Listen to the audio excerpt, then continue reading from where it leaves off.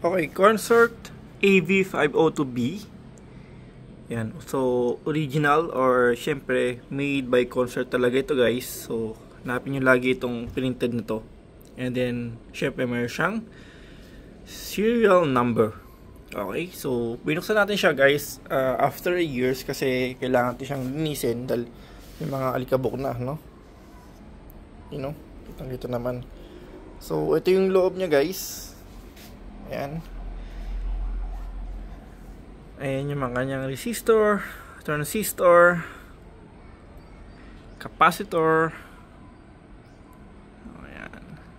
So, mayroon siyang 1, 2, 3, 4, 5, 6, 7, 8 na transistor, no?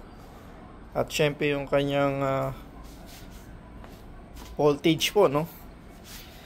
So, meron po siyang 37 volts. Ayan.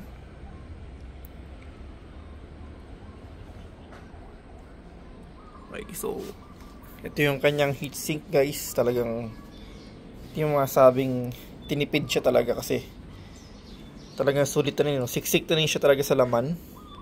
So, yung capacitor po niya ay meron siyang 63 volts, no?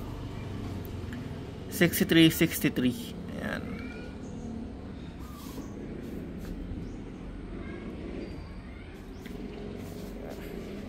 So, Consort AV502B po siya, no? Okay.